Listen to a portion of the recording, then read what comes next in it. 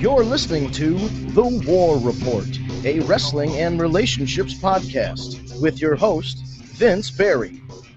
The War Report is brought to you by TagMeADate.com, where wrestling night is date night.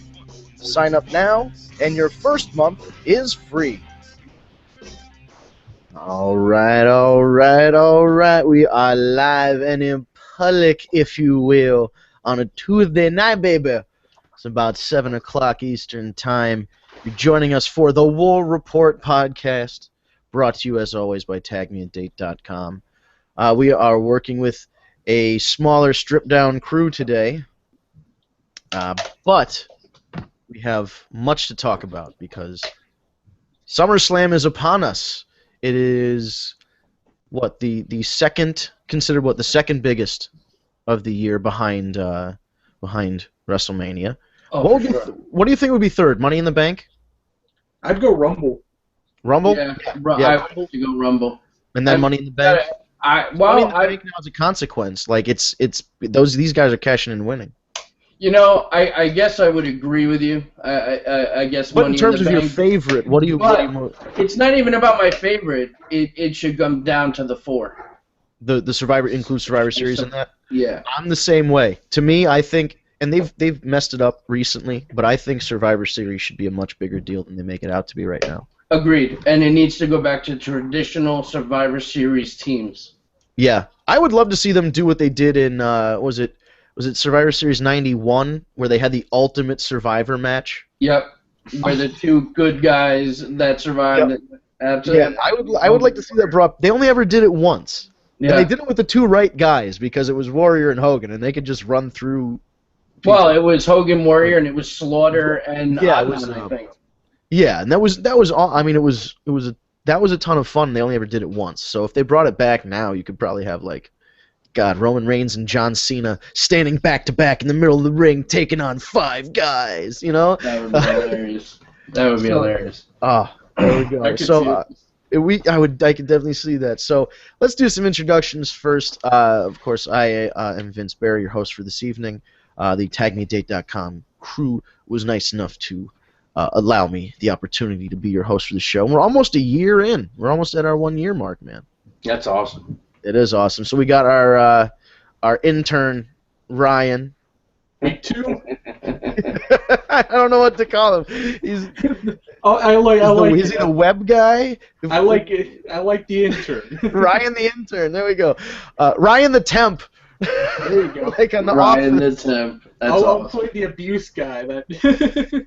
No, we won't make you the temp. But no, how you doing, Ryan? Pretty good. Good. And of course, Master and Commander over there, Steve. How are things in your neck of the woods, buddy?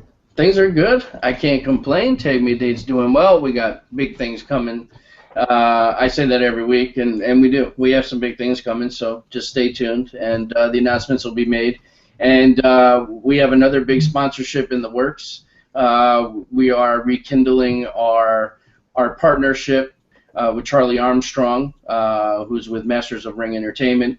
And we got something brewing for Vegas that is going to be solely sponsored by Tag Me a Date. So we're pretty excited, and we got more details on that to come. So, and it's SummerSlam week, so I'm excited. Are we going to Vegas? You and I are going to be talking about that at 8 o'clock when we get off the air. You are. Oh, my God.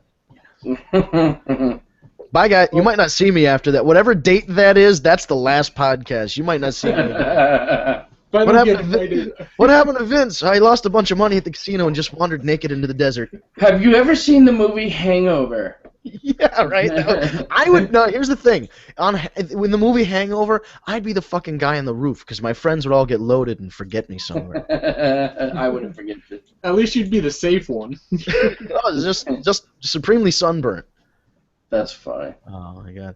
So, was Ryan in on that group chat in Facebook about tweaking the Friedman 5?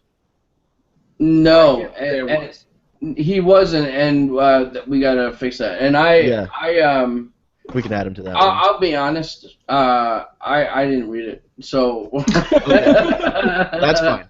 So here's Eric and I talked, and not only will we use the Friedman 5 as our copyrighted, trademarked, all rights reserved phrase for our 5 topics of the week, we also are going to start a segment where each of us picks a Friedman 5 of a certain topic.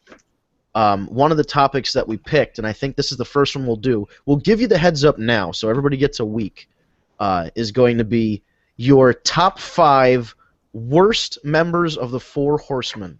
Ooh. Oh, that's easy. I don't need a fucking week. I don't need a week either, but Eric really wanted to talk about one particular horseman that he hated. Probably the same as me, and he had a little fucking puppy, Mongo fucking McMichael, that cocksucker. Oh yeah, I'm sure. Eric and I don't agree on a lot, but that's one that we fucking agree on for sure. Okay, should we say? I don't want to save this for next week. It feels too fresh. What is your hatred for Mongo? Mongo. Nope. Sorry, man. That's going to be the teaser. We can't do that to Eric. He's not because I know Eric felt very strongly about his opinion. Yeah. That might spoil the number ones for a couple of us, but. So if you want to know why there's such hatred for Mongo, make sure you listen next week. There you go. Lead 'em in. There you go. So yes, next week our Friedman 5 will be your 5 worst horsemen of all time. I would say 5. 5 is your meh, and then number 1 is your absolute worst horseman of all time. Oh, it's funny that a guy like Mongo is gonna rank worst all time over a fucking double homicide murderer. People would rather have the murderer than have Mongo. That's how bad he was. He was. Moving on. He was the worst. He was the pits. Anyway. He was the pits. Fifi. Was it Fifi? Was it Pepe? No, it was Pepe, right? No. I don't know, but I would have thrown him on the grill. Who thought that was a good idea? Who booked that guy? Who did it? Oh, I'm excited for next week already. Yes, right? Aren't you getting hyped for that? I'm glad we thought about that. Yeah, so that was a great idea. Great idea. I'll do we're gonna have different topics like that too, and we were thinking we're gonna invite the countdown recount crew if they want to do hop on one of these lists, because Adam and Sam, that would be amazing, and always a good time. Always, and they gave us the honor of having Eric on this week. Awesome. So yeah, no, absolutely. I'm always down to have them. So I'll reach out to them tonight if they're listening. The invite's there, but I'll reach out to them for sure. Pick your 5 worst. That would be good. Now, see, that's going to be funny because if they really disagree, they're in person. She could slap him. Oh, and she will. That could cause some real tension. There we go. Tune in next week. Potential marital tension. Oh man. Well, the other thing we were talking about right before air was I got in a direct message conversation on Twitter with Shuli from Howard Stern because I thought that somebody I know could be in the Whack Pack. So we had a discussion and I sent him some links. But anyway, we were talking about how maybe we should get Richard Christie because he's apparently I didn't know this until. Steve brought it up that Shuli and Richard Christie are wrestling fans. I mean, I always knew there was a big wrestling connection on the show. Like they always had, Gold Dust has been on, The Rock, Vince was on. Steve Austin, Triple H. Yeah, and I mean, during the Attitude Era they were big, and even then into the 2000s because John Cena had his opportunity to get on there. That I don't know if Steph was on there once with Triple H, I believe. So there's a lot of crossover, and that we thought maybe reaching out to one of the guys on the Stern Show would be a good way to kind of cross-promote it amongst markets. But I just thought it would be so funny to hear Richard Christie go, I was watching, and Roman Reigns is my favorite. Something so Richard. Or he would get a message, Richard, it's your dad. Don't know if you watched WrestleMania, but Seth Rollins cashed in the Money in the Bank. All right, love you, bub. I got a good squirrel. We're gonna cook it up here tonight. Shithead caught a squirrel out in the yard. Oh man, I love it. Oh, all right. We should not do stream of consciousness and maybe get into. We'll talk about Raw and then we'll talk about the big show, not the actual person big show, but the really big show that's coming up on Sunday, SummerSlam. We'll do our predictions. If you hear any sound effects in the background, I have some people at my house playing Rocket League, which is if you don't have a PS4 or a PC to play it, it's the most addictive game ever because it's 5-minute rounds, and it's only one. So it's 5 minutes long. It's only one round, and then you go on to another game. You're playing online against people. It's just rocket-propelled, remote-controlled cars, and you can either get them to race across the ground, do like emergency brake turns and donuts and shit, and like barrel rolls. Then it's got like a rocket booster, and you can jump it into the air and do like backflips and shit with the car. And then you push a big ball into the net. And when it scores the goal, it makes a big explosion and knocks all the cars around. And then it resets so you can go to the next goal. But it's like the most addicting little game ever. How much is it? I want to play. It was actually free with on PlayStation Plus this month. I'm gonna have to try it. And for PC, I think it's free as well because it's still in like beta right now. So I want to play it. It's like a preview kind of game right now, so they're adding more features as they go on and as people kind of give their feedback of it. But it's pretty cool. Like fun. So if you hear scream, it's like playing soccer. Like you score a goal, you feel accomplished and you want to yell. So there are people cursing and yelling, which I'm absolutely okay with. I'm just letting you know if you hear any sound effects in the background, that's what it might be. But let's go right into it. Raw. Steve told me beforehand that Raw was good, and they're on a streak this week that it was good. The feedback that I heard at one point, and we'll address when we get closer to the main event, was that the fans got a little restless during the women's match, chanting for Brock Lesnar. But they're in Minnesota. I kind of get it, but we'll address that as we get towards the main event. But Steve, how about you? You go first with your impressions. Your impressions of Raw this week. I thought it was well done. They booked it again. I think they booked it the right way, and it kept me entertained all the way through. I thought both women's matches were well done, and I like that they are consistently showcasing the women with 2 matches on a Raw, and going into 2 commercials, really giving them a chance to shine. The opening was great. Another great promo with Triple H and Stephanie. Rollins had a great promo. Paul Heyman, of course, as always, had a phenomenal promo. But, they were in Minnesota. The crowd was great. Listen, I don't give a shit where you are. The women's match thing could have been a coincidence. At the end of the day, sitting there for 3 hours is still sitting there for 3 hours. That women's match that you were referring to was towards the end. I believe the last women's match. I think the women's match was before what they considered to be the main event, which was right. It was. So they knew it was the end. They were waiting 3 hours for Brock Lesnar, expecting Brock, right? You know what I'm saying? So anyone's going to be restless. So I don't think that goes into account to how good Raw was. I thought they had some great matches. They had some great storytelling. John Cena cut a great promo. They started to go into what you were saying last week. They started getting the wheels turning. They're planting certain things. John Cena cut a promo that really got Triple H to start thinking. And then about the number of title reigns. No, more so. Well, that came up too. But at first, it was kind of like, Triple H is treating you like Flair treated him. The only difference is that Triple H wasn't Ric Flair's bitch, and shit like that. Yeah. And that, Triple H is allowing him to use the pedigree. But then John says, but my payback is becoming a 16-time World Heavyweight Champion. My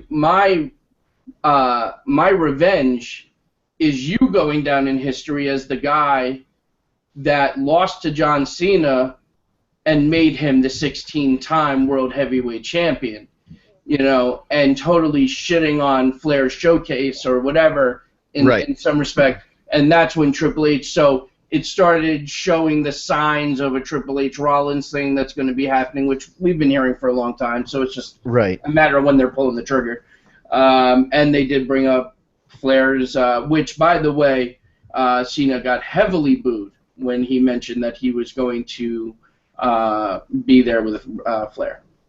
And then he also mentioned it he said something on Twitter earlier today about internet haters are going to be 16 times as mad on Sunday after he wins. And, like, I get it. He likes to work the internet fans. But at the same time, there's a legitimate gripe there that John Cena's been in the business 11 years and is going to have 16 title reigns. Ric Flair had to do that in, like, a 20-year span.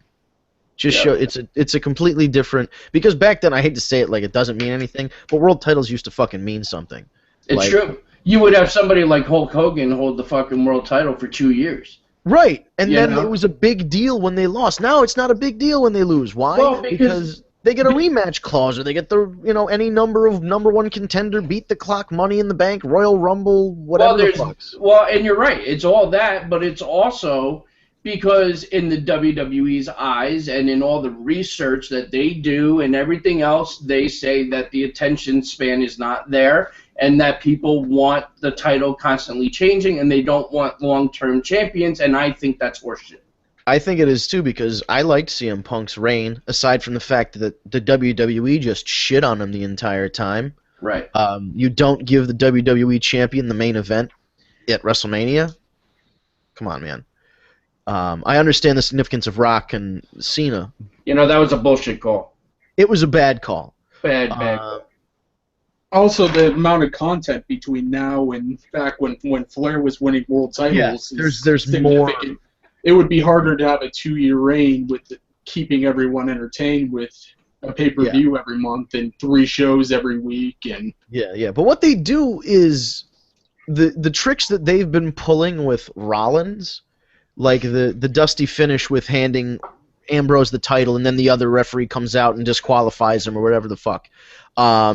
Or, they go to the ladder match and they both come down with it, but, the tuck rule or whatever the hell, and he wins it on a technicality. They do those kind of finishes, but they would do them spaced out, but they could also do them in a territory and then go do it 6 towns over and nobody would know.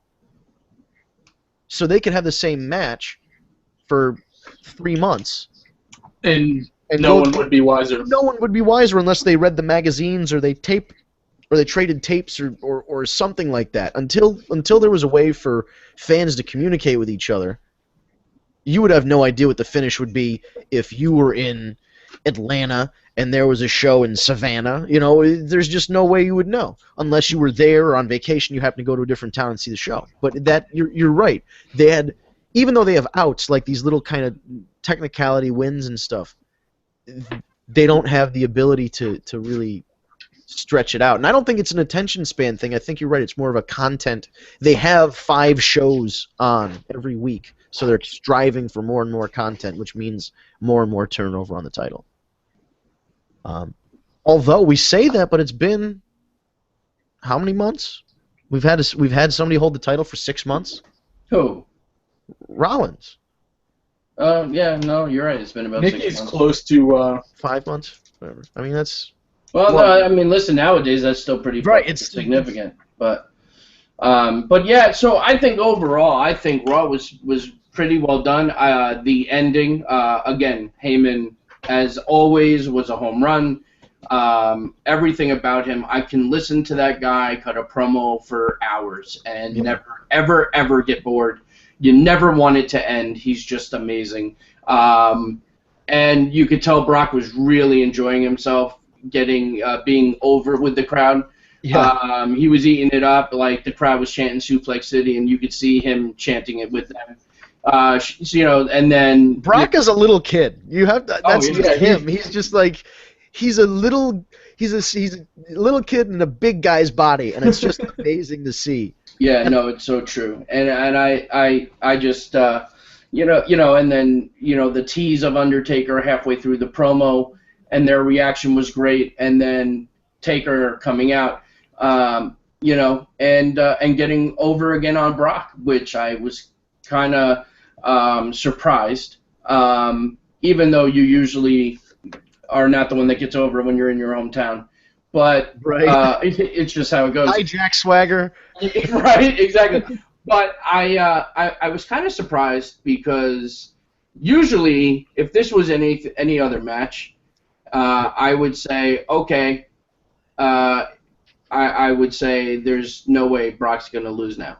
You know, because 2 weeks in a row, Taker got over, it's not, but there's, I mean, and we'll get into this later, but there's absolutely no way I can see Taker not winning this match. Otherwise, his return was just absolutely purposeless. But I do have a theory. I'll tell you this, Steve. I do have a theory. When we get to our SummerSlam predictions, you may be surprised at what I have to say. Ooh, teaser.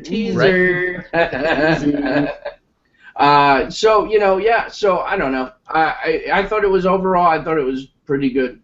I was entertained. You know, they did a good job spacing everything. Are you not entertained? So, yeah, I'm pretty happy. 2 weeks in a row. I didn't fall asleep, so. You didn't fall asleep. That's the test. If you don't fall asleep, you know it was Raw. Yeah. It's so true. Only thing I was bothered by was the tag match with the little bull getting involved with the finish. Oh yeah, that was pretty stupid. Yeah, I don't even talk about it because they're just I don't find them important. Like I expect them to be on the next list of roster cuts when they happen. Oh, and you know what else I didn't mention either? What? Dolph Ziggler had a hell of a return last night, and and Lana did a great job. I mean, she was beautiful as always, and she got in the ring and she did her thing, and then she super kicked Summer Rae. Super kick didn't look great, but just the fact that she did it was awesome. That was a great segment. That was well done too. It didn't look bad. It didn't look good, but it did. It looked like a manager delivering a kick. Oh yeah, I mean, don't get me wrong. I've seen worse. Right. Summer Rae, hello.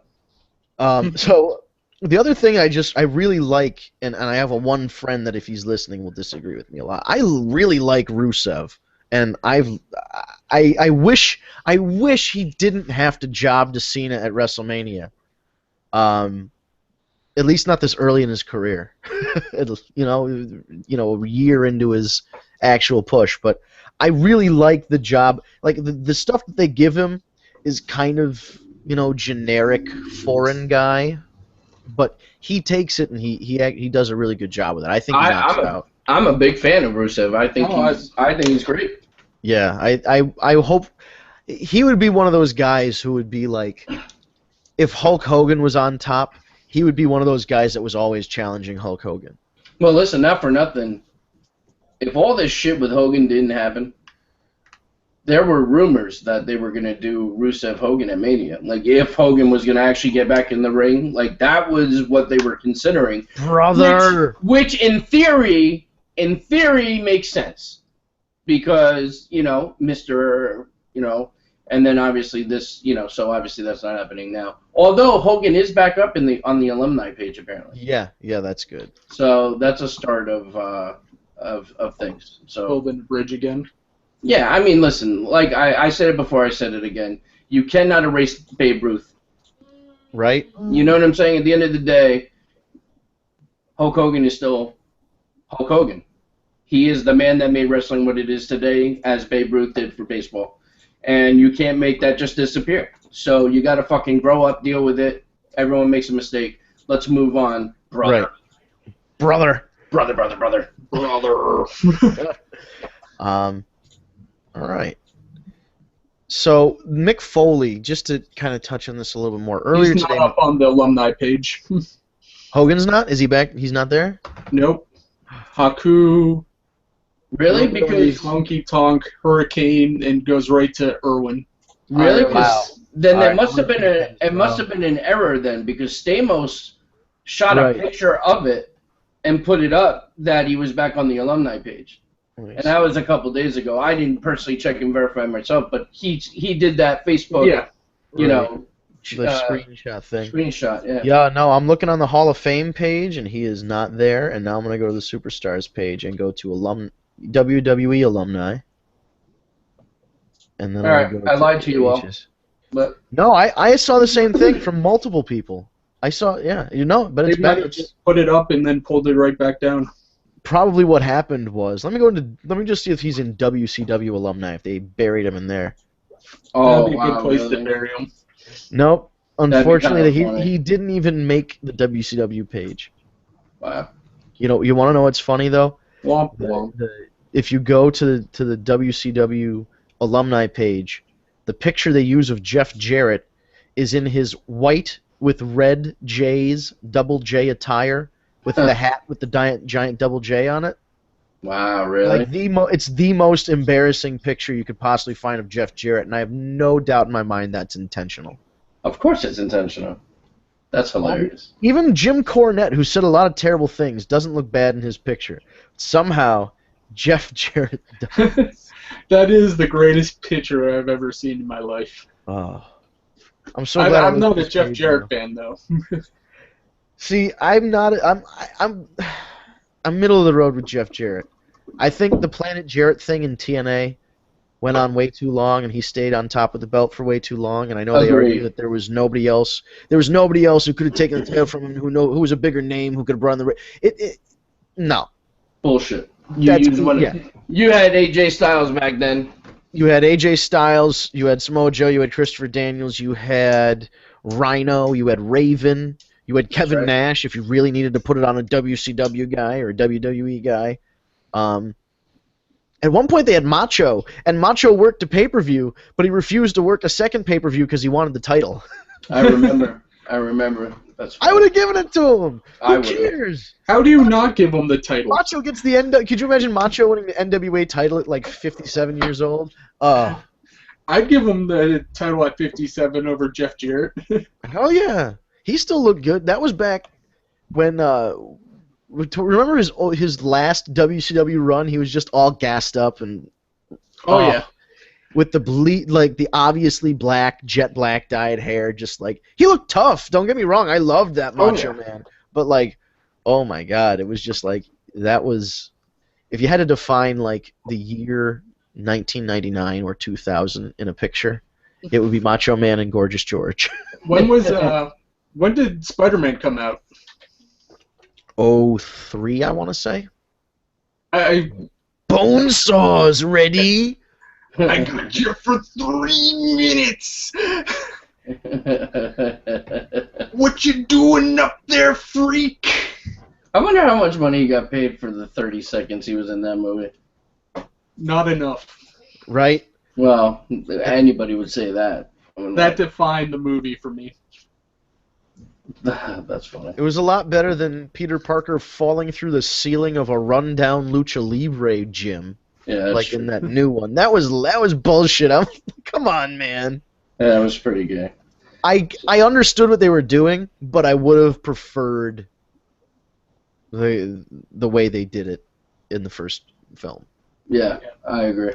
Even if they just remade that shot for shot with another guy.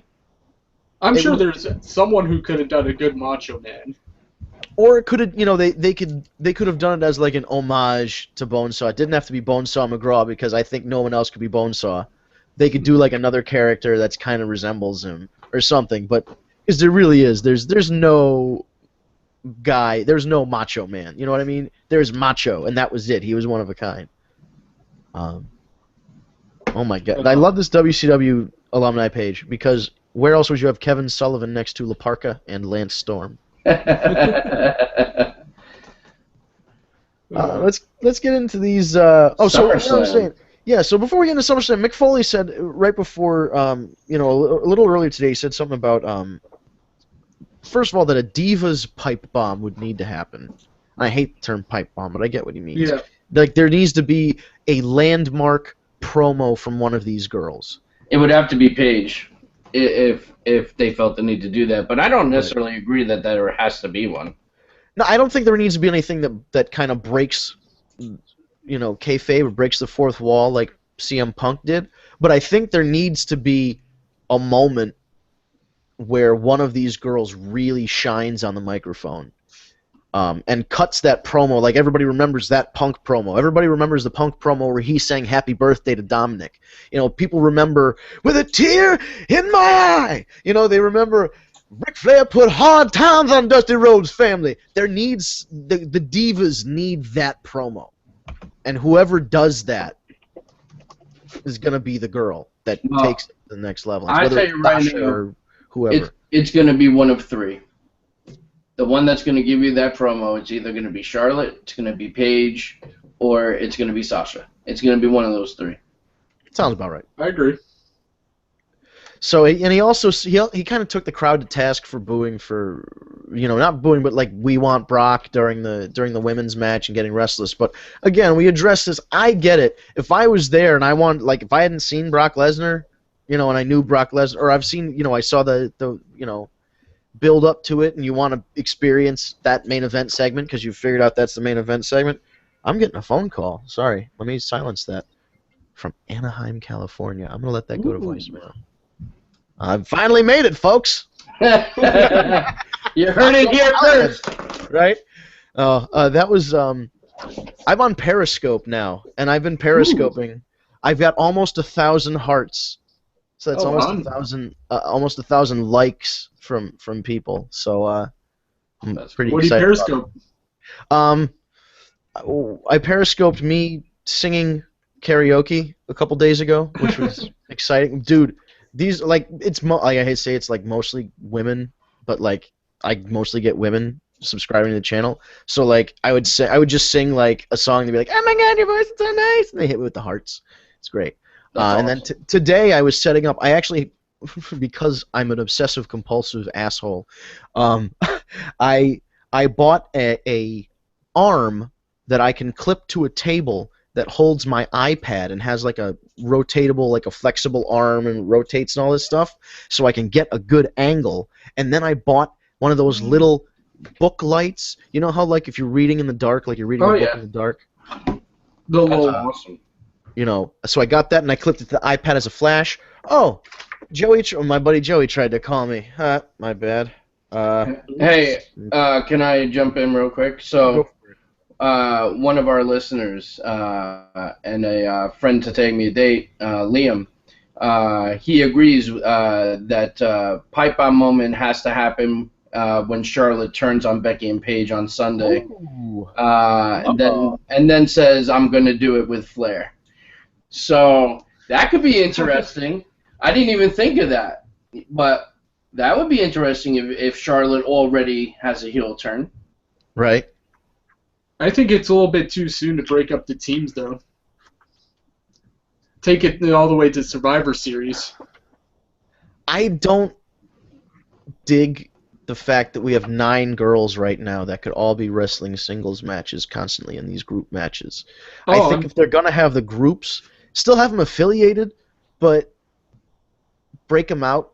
I agree. Individually, let them go apart and then reform as needed.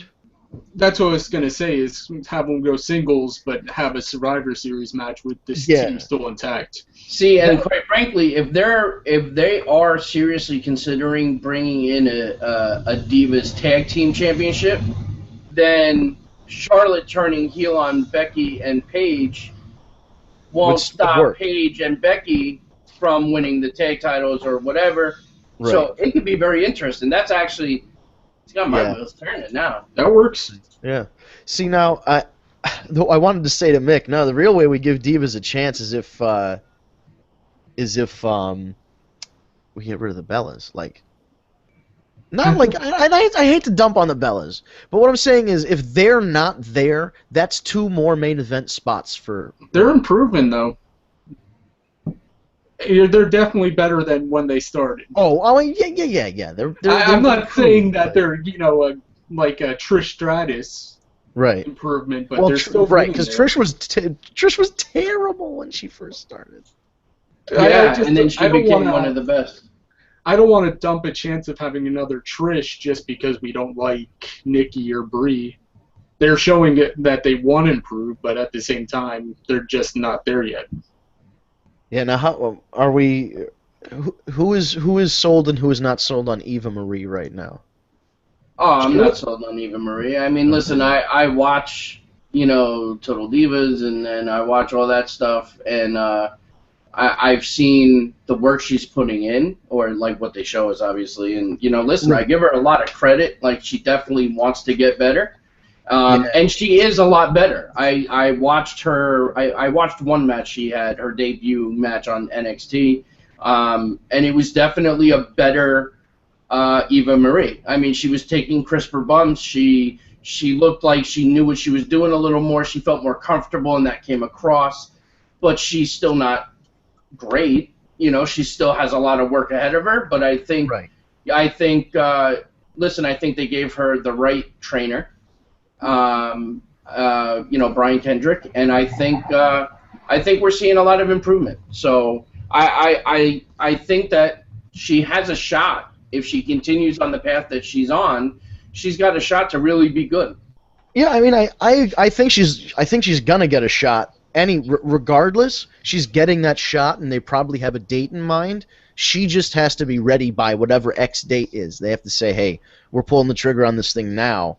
And if you're not ready, they'll put her out there because A, because she's pretty, and B, because they've had her for so long, they might as well do something with her and kind of do like a sink or swim thing. Be like, honey, you've been with us for 3 years. You got to either get over or get the fuck out. Shit or get off the pot. May I add a C? Just the amount of heat she gets is worth just the match alone. Even if she's terrible in the ring, she will get so much heat. Even if she's actually probably with more heat, if she's terrible in the ring and she's still winning matches. She'd just be a black hole of heat. That would be the thing. If she was, who is she going to be the next one to like Sable Bomb Mark Miro? I mean, she could be the one. She could be the one she could be the one where like Dolph Ziggler gives her shit, she kicks him in the gut and gives him a goddamn jackknife powerbomb. Like that could very well.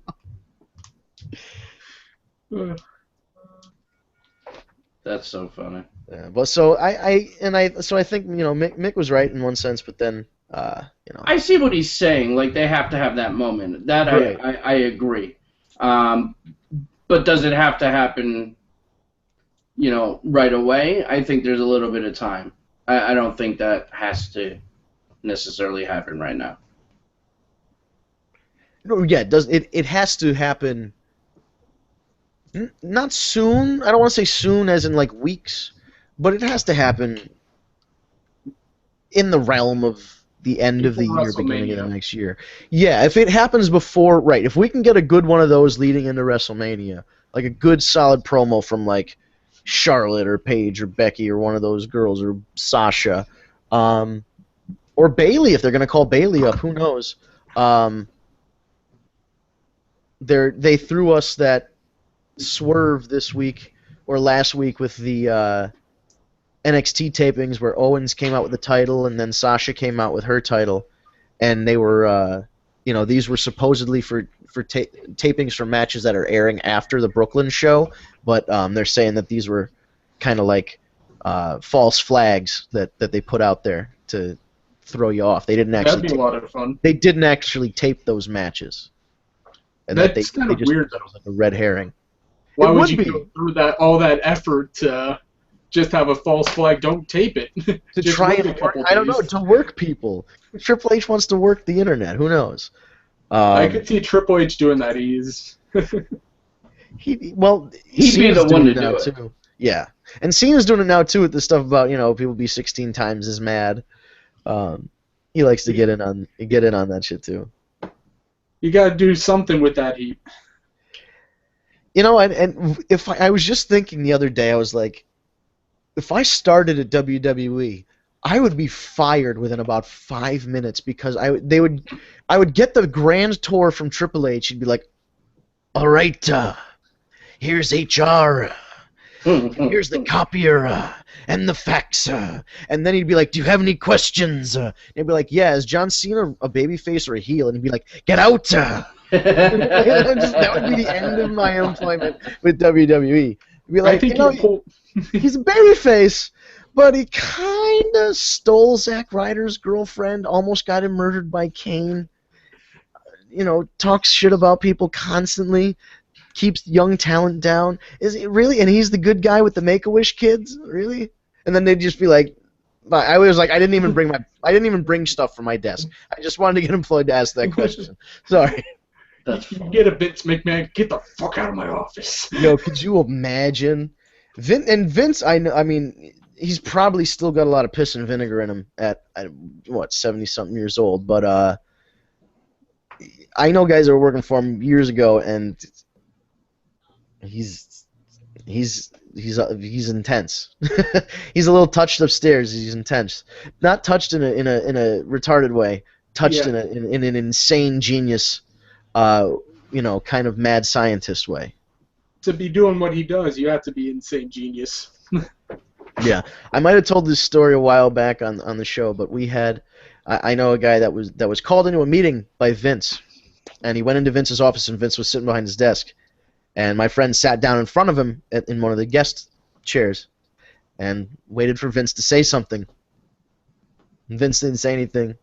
He waited like 10 minutes. He's like, "Do you mind if I make myself a protein shake?" And Vince is like, he like nods like it's okay. So he goes over and makes himself a protein shake because Vince, instead of like a bar, like in Mad Men they have a bar where they all drink at work, Vince has a fucking protein shake bar with just beef jerky and protein shakes That's and power hilarious. bars. He's got a fully fucking stock. So my friend's making this shake, and he makes the shake and he's done, and he's like, he drinks the shake and he just like looks, he's like, and he just gets up. And Vince, I don't know what Vince's agenda was. He still doesn't know to this day what the agenda was, whether it was like an intimidation thing or what. But like, he didn't say a word. He just let him come into his office, stared him down for a little bit, and then he just left.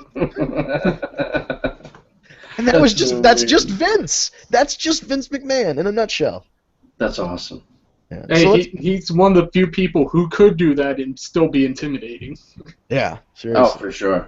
Now, let's get to these predictions. SummerSlam. Do it. SummerSlam 2015. No. Let's start with I'm on Wikipedia. I'm going to go to the bottom of the list because they put the main event at the top and then go work their way down, order of importance, or what they assume the card order is going to be, which they're usually pretty spot on.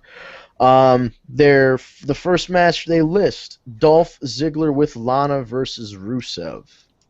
Dolph What do you guys Ziggler and got? Lana. Yeah, I see Dolph Ziggler getting the nod. Dolph. All right. I mean, I hate to say that Rusev loses just because he needs the win. I'm gonna go with Rusev. He needs the Rusev win. crush. He needs the win, but Dolph Ziggler isn't going to come back for a loss. Yeah. Or I mean, it is SummerSlam. Shit. I'm gonna stick with it. We'll see what happens. Not like we're betting on it. We could bet on it, make it interesting. My friends are already dragging me out to the casino after this, so Nice. we'll see what happens. I might come back destitute. Remember that whole naked in the desert thing? Just apply that to Southern Connecticut. Let's see. The next one they have listed is the three-way.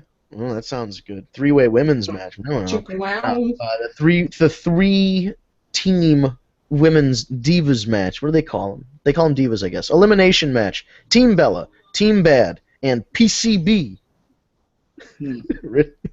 This one's actually hard. I'm going to go with PCB. It's like some horrible drug. I just read for the first time PCB. I've heard it a bunch.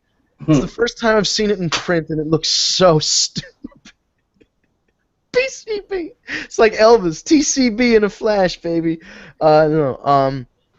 I can't. I don't know who's going over in this one. It's like some little kid trying to get PCP, but so nervous he Can I guess for PCB? Go with I it. honestly really don't know. But I'm going to just throw one out. I'm going to say Team Bad is going to get over. Team Bad. All right. I think Sasha Banks is going to get the pin. I'm actually I'll change my mind. Team Bella's going over. Team Bella. Okay.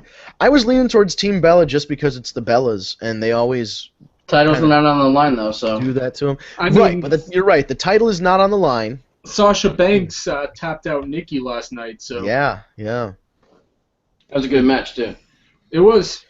Well, if Sasha tapped out Nikki on Raw, Let me see if there's. I'm gonna hedge my bet a little bit and see if there's a spoiler for SmackDown out yet. No, There's not. I think it's West. That hasn't taped yet. Yeah, Darn. Because I was gonna say whatever the finish of Thursday night's show is, I'm gonna say the opposite. But I do that too usually. That's fun. I'm gonna guess if Sasha tapped out Nikki, maybe they're gonna. If we're going under the assumption that Charlotte turns on Paige and Becky, because here's how you could do it. Right. Charlotte turns on Paige and Becky. Sasha pins Nikki. And then the other three just go fuck off somewhere. 'Cause who cares? Alicia, Naomi, and Tamina. I could care less. They could go reform Team Bad somewhere. You know what though? Now hold on though. I'm just saying that would be a way to get them to get those two girls. I agree with you, but I don't think we should. Like, Naomi's got some talent, so does Alicia Fox, and actually so does Tamina. She just doesn't ever get over. But Tamina, I will give her credit. She either looks like she hits really hard or she hits really hard. Yeah.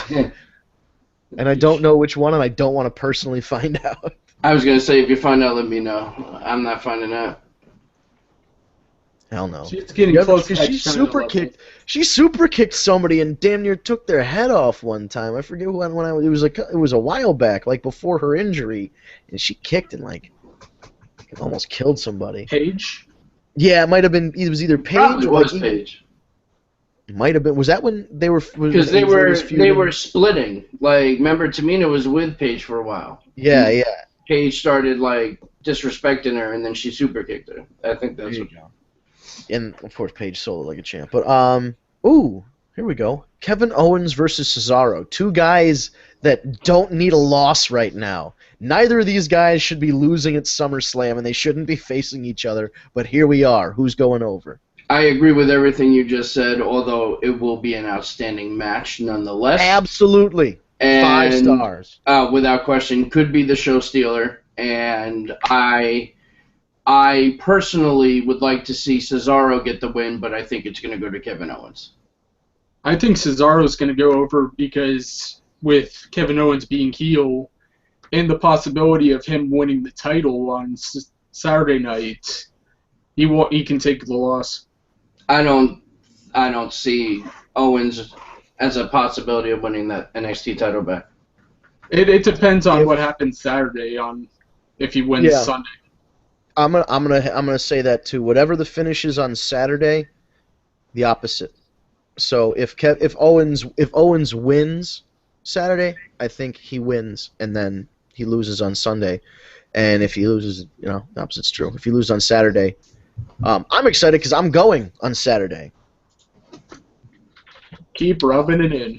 Right?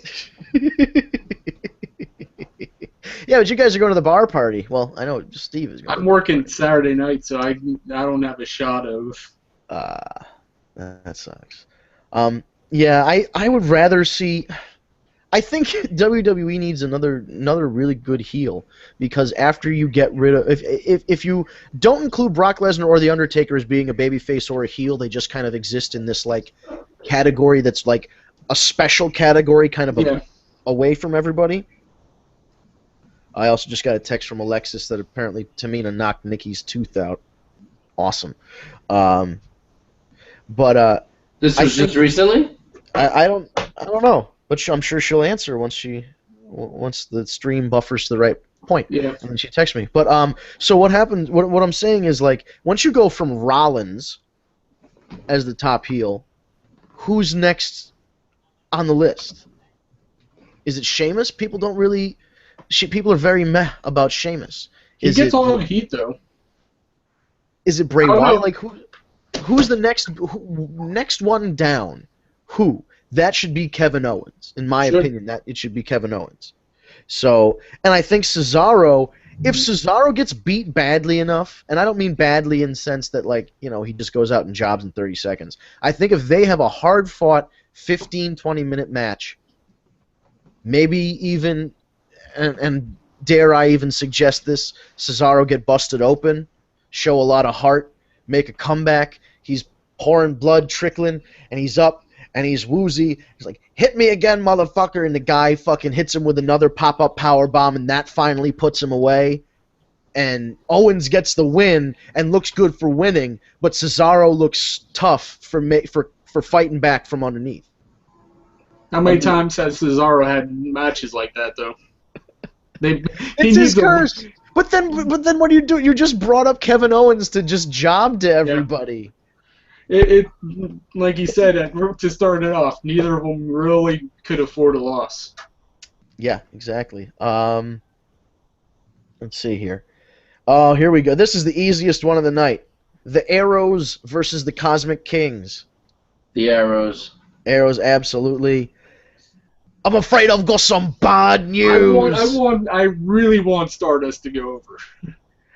That would be great. The promo last night was brilliant with the one where he gave the to him, or that cloak thing. That was fucking boss looking. He turned him from Bad News King to the Cosmic King. That's really good. I like the promo. If they were continuing this thing with Stephen Amell, I don't even know how to pronounce his last name.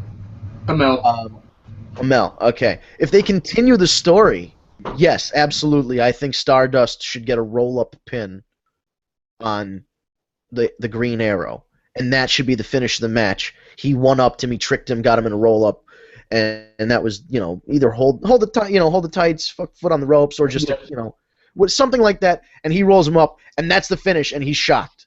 And then you go and, you continue this thing to, Survivor Series or something, and then Stephen Amell gets the fucking win there. I don't know. But I think Neville gets the heat, Amell gets the hot tag, the two heels rush the ring, Amell knocks them both down, hits a spear on Stardust. Stardust rolls out of the ring. King Barrett is down. Neville hits the red arrow on Barrett, but because he's not the legal man, rolls out of the ring so Amell can get the pin. And Amell pins Barrett, and that's your finish. Sounds like it'll work to me. Sounds like the match. Let's give him. What do you give him? 10 minutes, maybe. Oh yeah, they're not going more than that. Yeah. I'd say 8 if I was going to put a bet on it. And the kid is good. He's not I appreciate that he's a wrestling fan and that he's physically fit and that he's taking steps to become as close to a professional wrestler as he can. I'm kind of excited to see his ring gear. Right? Okay, that will look really cool. Actually, what about Neville? What if they come out with matching red and green arrow hoods? That would be cool. They'll have to tread a very thin line from actually looking like Arrow and paying homage to it. Right. Well, DC will be all over that. I wonder if they're okay with it, though. You know what I mean? I wonder if they've cleared this as kind of a cross-promotion thing. I haven't heard anything. It would be beneficial if they did, but yeah, maybe he's just a fan and they got him in. And yeah, if it is too close, they might say something. That's something that WWE will do. In the promo, they never said Green Arrow. They always say Stephen Amell. Right. Stardust alludes to it by shooting an arrow. The Archer or whatever. Yeah. They go every which way, but just flat out saying Green Arrow. Yeah. No, it's pretty. Yeah. So maybe there's no official tie there. That would have been a great opportunity for them. Could have been. When didn't Batista do a bit on Smallville? Yeah. Yep, he played it. So. Batista and Kane did villain roles on Smallville. Be like that. Well, I get there was more of an opportunity. Actually, no, it's just Kane. Batista didn't show up. Okay. But that was back when they were both on UPN, right? Is that why there was cross promotion? SmackDown was on. I don't think SmackDown made it to CW when. Okay. Okay. I think it was just a random. Hey, we got this guy. Right, and that could have been a good cross promotion now with WWE, but they decided against it, or maybe probably went to them and they said no. Yeah, I could see it more being on a DC side than absolutely. WWE. Right. WWE doesn't. Any publicity is good publicity. Yeah. You know, these are the same guys that'll invite Glenn Beck to have 5 minutes on the air if they want. True. So they don't give a shit about whether it's positive or negative attention. That was stupid trying to bring Beck in. Beck doesn't understand. He didn't understand wrestling. He doesn't understand the heel-face dynamics, and all he saw was another person attacking him. Beck doesn't understand much of anything, unfortunately. Unfortunately, I'm a Beck listener, so I'm gonna throw my hat out there. Man. I saw he had a fiction novel out. Of course he writes fiction. You write fiction every day, man. No, he just incites people. He gets under their skin. He knows what to do. He's a good heel. Like, he's a really good heel. I wouldn't say he's really inciting hatred, because half the time he's not inciting hatred. He's just inciting, like, aggression or anger.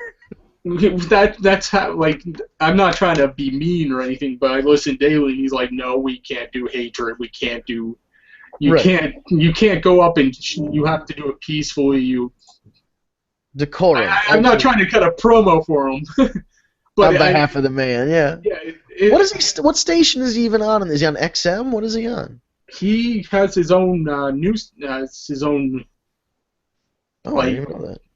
Radio. It's the Blaze. It's. Oh, the Blaze. Okay. Yeah, that's where Michael Cole tried to ambush him at, but. Didn't work. They went during middle of the day where they're recording everything. They're not going to get a chance. Yeah, they're not going to. They wouldn't have time to fit them in the schedule. So we have the Arrows winning that one. Yep. Does anybody give a shit about the Fatal 4-Way for the WWE Tag Team Championships? No. I want New Day to win. Oh God, no. Hey, we lost a New Day. I mean, and this is the fact that they do that. I love that. I can't stand live crew. I like primetime players, and I like them as champions. I like the Lucha Dragons. I'm gonna say that Primetime's keeping them. I could see Primetime keeping them, but I would love to see New Day walk out, just for the sheer reaction of their win. Oh fuck no. Yeah, but they're starting to get over those goofy dances and shit and all the chants and stuff. I mean, people are starting to enjoy the act. They all suck. I think it's nice that they finally got a chance to, like, branch out from, Guy Smiley. Like, they really all were kind of like, hey, guess what, sir? I really like to dance and have funs. And now they're just making fun of that fact. Like, they're taking that, like, oh, yeah, I was a character that danced and had fun. Well, now I'm just doing the worst possible dance I can. I think that was the whole point from the beginning, because after listening did you listen to the Jericho podcast? I haven't. I should tune in with those guys, because they are when they talk, like, Austin Creed has a great YouTube channel, Up Down Down. He's great with that. It's just, they do kind of have this Guy Smiley. That's what I picked up from their podcast, was that's what they're aiming for, is making fun of the whole gimmick that, oh, we're supposed to be all smiley. But they're heels. Yeah. Yep. That they're so right over the top with it that you're supposed to hate them. Which is why Bo Dallas is nowhere to be seen, because they're taking the power of positivity. I think it works with them more as a group. Yeah, I would love if Bo Dallas was the Owen Hart of that fucking group. That would be great. If he was, or no, not even Owen Hart. I want him to be the Virgil of that group. Just like the lackey, like trying to make it in. Like when Disco Inferno tried to make it into the NWO and they wouldn't let him in. That kind of just following him around thing. That would be fantastic. He'd be like, guys, you just believe, and he does the whole deal, and they're like, yeah, positivity, believe, and he's like, no, and like he just doesn't get it. Like he does his own brand of, oh, he could even make. Remember the superhero in training? Yep. Just the crappy T-shirt, SHIT, and like a homemade mask and stuff. I could picture Bo Dallas getting like a white T-shirt and like drawing on it, like drawing the blue gear on with a Sharpie, and then wearing the T-shirt. like he's part of the group. I would love to see stuff like that. Bring that shit back. That would be awesome. I agree. Let's see here. So I'm saying primetime players. as far as I'm concerned, though, the only two teams who could win are the New Day and the Primetime Players. I'm just leaning towards the Primetime Players this particular day. So it's not a New Day. Oh. It is not a New Day. Fuck the New Day. All right, so how about Wyatt family versus 2/3 Shield? I'm going Wyatt family. I'm agreeing with Ryan. I'm going with the Wyatt family. You know what? We're all on the same page. Only, excuse me, let's make it a little more interesting. I want to know why you guys think they're going to win or what you think the finish is going to be. I think there's going to be a third member. How long has Harper been out? I was just going to say, I'm not sure. I'm not saying it's going to be Harper returning. But we have not heard shit about Harper, so there's a very good chance that it might be him. But I think a third Wyatt's coming out. Set up for, Night of Champions is next? That's the way you can introduce Sting into the program without being overshadowed by the Undertaker Brock Lesnar. Yeah, Night of Champions is next. You guys have any idea on what those members are going to be? I'm going with it's going to be Harper because they've been really quiet about his injuries, so it'd be a great way to throw him in have it be a surprise and. Yeah, I could see that. I'm going to agree, and I'm going to go with Harper because, unfortunately, it's not going to be Adam Rose. It looks like they're going to go with this thing with Brad Maddox, which I don't understand. Yeah, all right. So I just got texted the following photo. It says, "He kicked me in the dick. Why does he keep kicking me in the dick?" That funny. makes so much sense. Why? Why does he keep kicking me in the dick? That's hilarious. So, but I think now here's what the reports are that Dean Ambrose is supposed to turn on Roman Reigns to cost him the match. I've heard that. I think that's the shittiest That'd be dumb. possible cop-out finish you could do. Yeah, I agree with you, and I'm hoping to God that's not the case. But, now that we're talking about it, I have been hearing a lot the last few weeks of nothing could interrupt our brotherhood, our love for each other. Right. Yeah. So it would make sense. Yeah. But I have a theory. Talk to me, Goose. I have a theory that Vince McMahon, while they say he is so dead set on Roman Reigns being the face of the company, he can't be blind to the fact that he's not getting the reaction that he wants. As much as the reports say and backstage people claim, and I heard from somebody who then told Dave Meltzer that there's no way Roman Reigns is turning heel, I think Roman Reigns should turn heel on Dean Ambrose. Agreed. And then the program would be Dean Ambrose rescuing Roman Reigns from the Wyatt family brainwashing. And they can wrestle each other and bounce promos off each other and still interact and still have that chemistry that they have on screen. Because you can tell these two guys are good friends. They're relaxed around each other. Yeah. Roman Reigns has so much more personality when he's with Dean Ambrose, just because he feels much more comfortable just from his presence. So I think it would be a good opportunity and it would also be a good opportunity for everybody to get this booing Roman Reigns thing out of their system, because they've wanted an opportunity, and he's such a clean babyface, and they made him do everything such a clean way. You really couldn't boo him that much, and it was frustrating for people who didn't think that he should be getting the push as soon as he did. Right. So if they give him a chance, just boo the shit out of him really badly for a while, get it out of your system. Dean Ambrose does something that helps Roman Reigns break out of it and snap out of it and become, a babyface again. And there you go. You've got SummerSlam, the Survivor Series booked for these two fucking guys. Agreed. 100%. That would be great, but we all know it's going to happen. Yeah. It's either going to be Dean Ambrose turning on Roman Reigns, or Superman punch, ooh-ah spear. Good night. All right. I think we're all leaning towards Wyatt family, but for different reasons. Cool. Alexis already threatened to riot if Dean Ambrose turns heel. I'm with you. Tell her I'm with her But 100%. she's going to be in my condo, in my living room. What are we riding?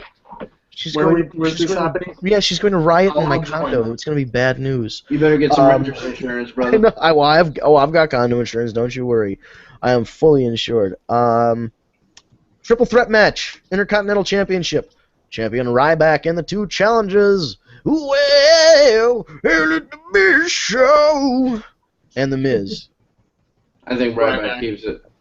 No chance he Absolutely. loses. 0.0. I think that the bigger chance is Austin returning, stunning Mr. both Brock Kutelski? and Undertaker.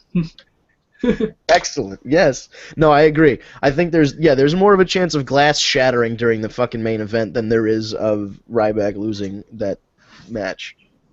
Still would mark out, though. Oh, absolutely. Yeah. No, wait a minute. Brock Lesnar's wrestling The Undertaker and then Austin interferes? Yeah. I think everybody who was a wrestling fan in the last 20 years just came. Anyway. Yeah, a little bit. And that's live on YouTube forever. All right, so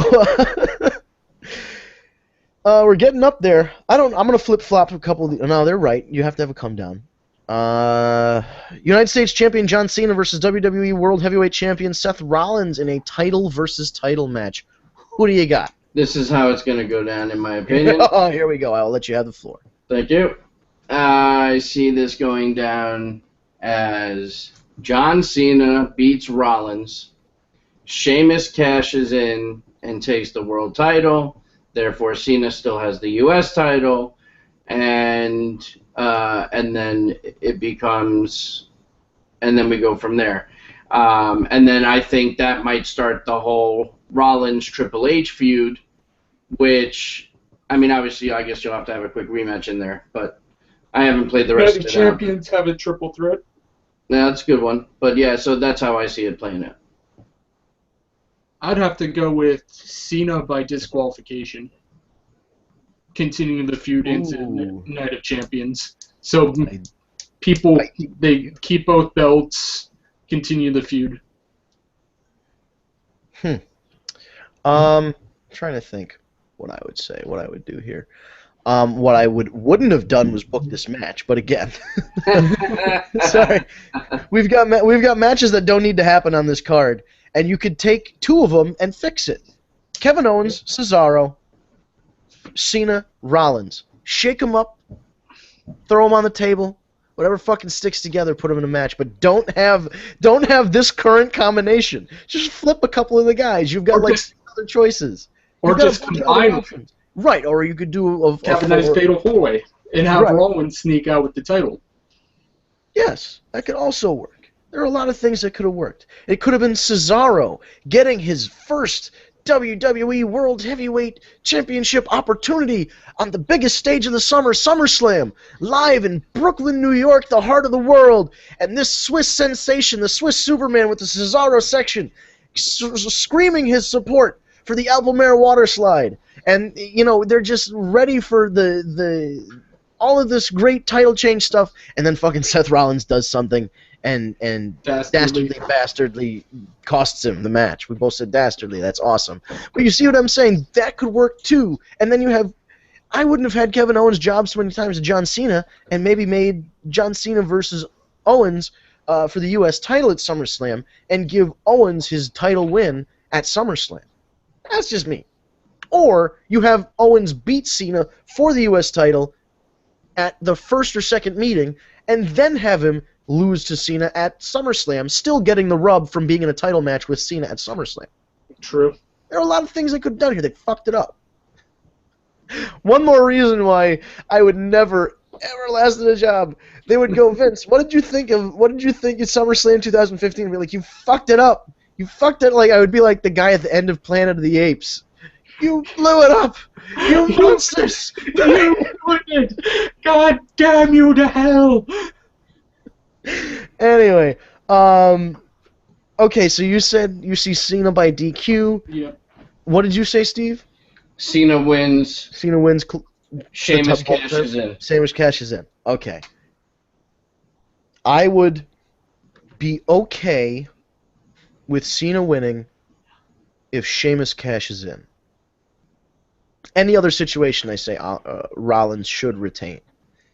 I would even say, if you really want to put heat on Rollins, have Cena almost beat him, have some kind of screwy finish, have Cena hit a fucking deal on him, AA, and leave him lying and Give me leave. 1 second. We think it's the end of the pay-per-view. Go for it. We think it's the end of the pay-per-view. Ding, ding. Or the end of the segment. Ding, ding. Sheamus runs out and challenges Rollins, but Rollins stomps his ass out. Curb stomp on the fucking briefcase or something. Like, just beats him. And then we don't have to... First of all, we wouldn't have to worry about the Money in the Bank contract anymore. And second of all, it would prolong the Cena-Rollins feud. And I really just like, and I don't want to shit on Sheamus, but there's no spot for him at the top of the card right now. There's just no spot. I agree. So I think anything that neutralize, if I don't want to see Cena win the world title again. I think if they're just making a big deal out of the 16-time thing right now, they're not going to do it Sunday. They're going to do it when it matters. They're gonna WrestleMania. Right, they'll do it at WrestleMania and make it like a big thing. Who knows? That could be, where we're headed with this. SummerSlam is usually a pretty good indicator of where you go the rest of the year in WrestleMania, but we shall see. I say Rollins should win. Rollins should pin Cena. But J&J Security shouldn't be involved. Something should happen. Triple H. I think that was the purpose of Cena throwing the barbs of bringing up Flair and Triple H during the promo. And maybe Triple H inserts himself into the feud and says, he inserts himself into the feud after Cena loses. Or rather, causes Cena to lose, and then now is inserting himself into the feud. On the Monday afterwards, says, "You said this about my mentor, my best friend, Flair. My best friend. You said, and now you're saying it about me, and you're saying it about my protege. I take it as a personal insult, which is why I inserted myself into the match, and I'm going to become a member of the active roster again."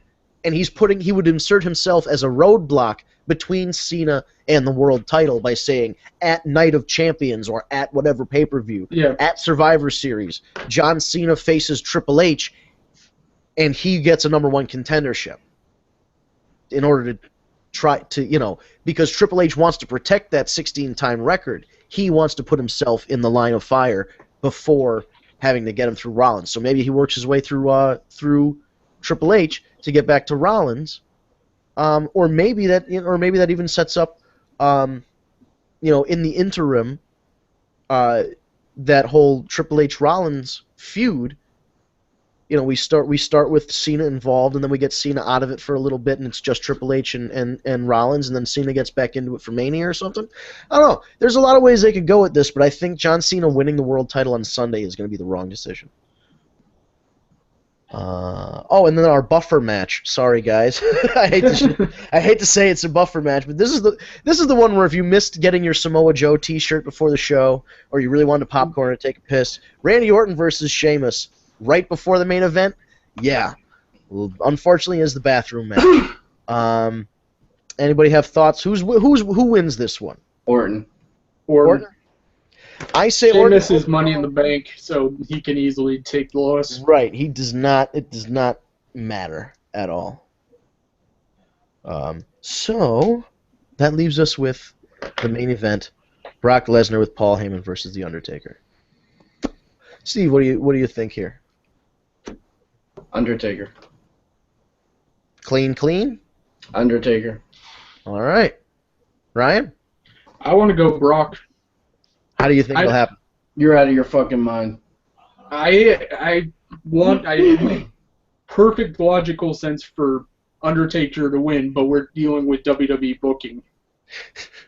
Yeah, that's too true. I mean, there's no way Undertaker should lose. Makes no sense.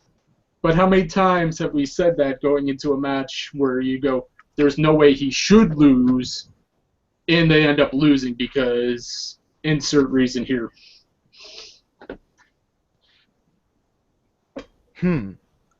Well, I told you, Steve, that you would be surprised by my comment or my finish to this match.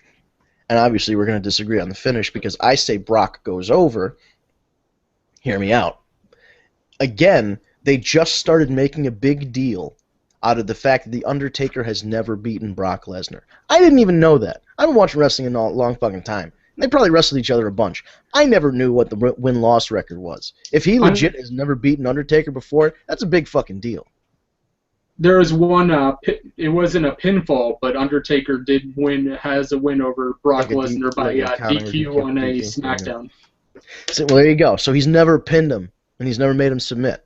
So I don't. Again, that's not something you bring up 6 days before a pay-per-view just to sell a couple last-minute buys. That's something that you want to make significant. And I think that what they're going to do is they're going to continue this feud by having Brock, and I'm not going to call the finish because I don't think it'll be clean because that would be boring. Maybe Sting gets involved, maybe he doesn't. Maybe Heyman gets involved, maybe he doesn't. Kane, maybe. Kane, who knows? I'm not saying I want Kane to get involved, but it would make sense as the demon, yeah. Or so here's what I'm. Or you have the newest member of the Heyman family, right? And you bring Finn Balor into the mix. Possible. That would be fun. What I'm saying is, somehow or another, The Undertaker will lose this match, and much like John Cena's chase for number 16, we'll be talking about The Undertaker's quest to beat the new streak. You know, that's what Heyman will start calling it. The undefeated Brock Lesnar has an undefeated streak against, The Undertaker. He'll have a shirt that says however many and and make a big deal out of it. And they'll have recap videos that show Brock Lesnar winning the Hell in the Cell and hanging the title around his neck and standing on top of the cage posing after beating him in one of the best Hell in a Cell matches of all time, in my estimation. That Hell in a Cell that they had. Show all these losses that The Undertaker has suffered at the hands of Brock Lesnar as he works his way to WrestleMania, and maybe along the way he has to go through a guy like Sting in order to make it. So maybe at Survivor Series we've got Sting Undertaker, and that rolls us somehow into eventually getting back to Brock Undertaker for WrestleMania. Makes sense. That was my train of thought, was that they're not. They brought up these very important facts about John Cena and The Undertaker 6 days before the show. They didn't really emphasize them before that. Isn't Brock already on a streak of his own isn't it, 2 years he hasn't been pinned? They brought it up. Yep. So I mean, that's significant too. So I think I think he goes. I think he goes over. I don't want to see another Undertaker Brock match though. I don't either, but I have a feeling that if it's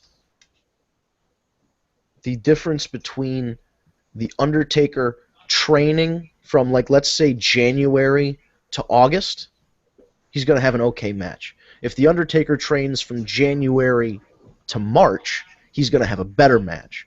So I think if they get this one out of the way, he's going to have basically a whole year off, aside from this one match, to get himself into Undertaker shape for WrestleMania. I would have rather seen at 32 Baylor and Undertaker. Baylor Undertaker would be it. He has just for entrances alone would be great. So Baylor would have to bump like a absolute champion for most of that match. Yeah. It's big guy, little guy, so we have to throw him around a lot. It would do good for his character. Yeah, especially if you fucking put him over, that would be huge. Yeah. But I would. Go on.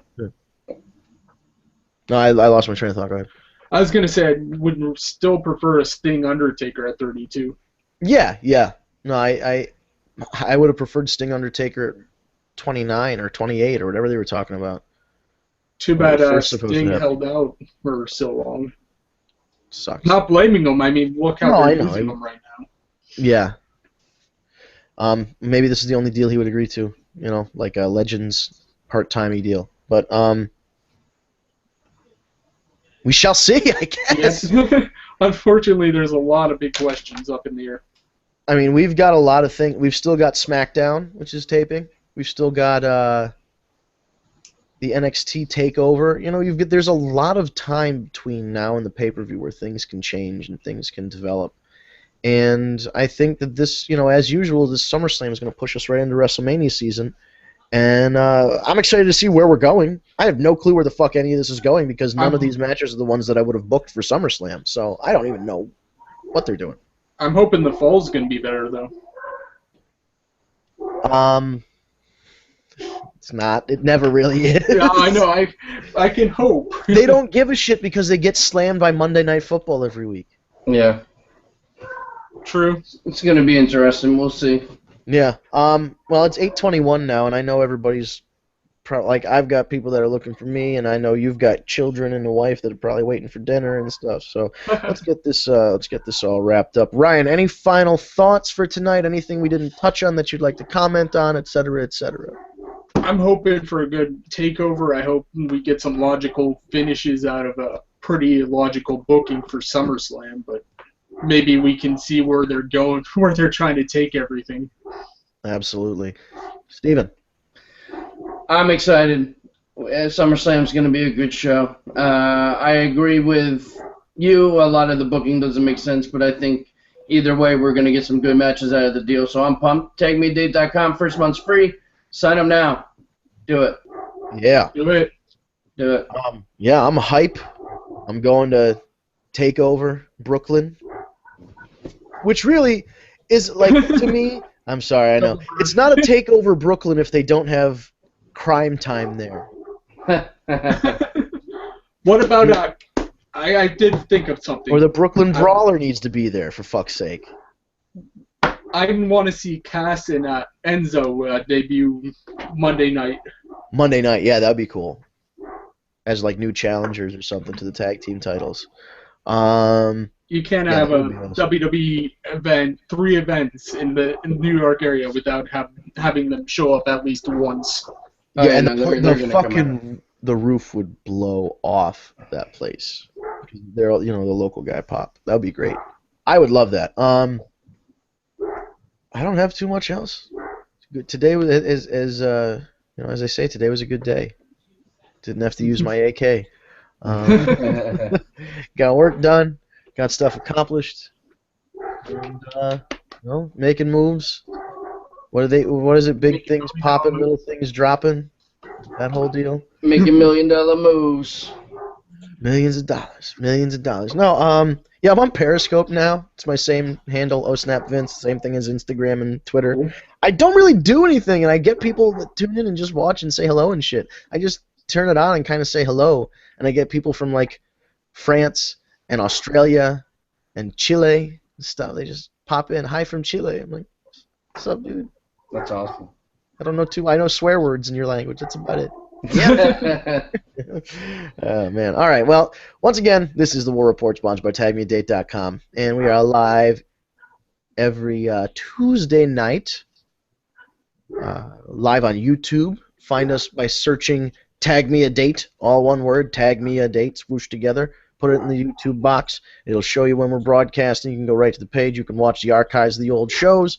And, of course, visit TagMeADate.com, where your first month is free. Make wrestling night your date night.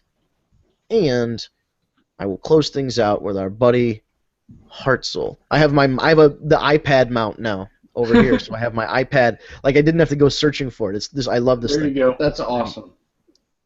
And then I'm gonna Periscope later, maybe. I don't know. Do we'll it. We'll play a commercial though. It's finally here. TagMeADate.com, the first ever online dating service for professional wrestling fans. Guys, gals, it's tough. I mean, how many times have we had to maybe not say we like wrestling or kind of tiptoe around the question? But no, not anymore. For the first time ever, though, we can finally say we're wrestling fans. Let's hang out. So check it out today, TagMeADate.com. Make wrestling night your date night, and the first month's free. So check it out, TagMeADate.com. Guy's good. He's awesome. Good promo. All right, guys. See you next week. All right, Save man. that time.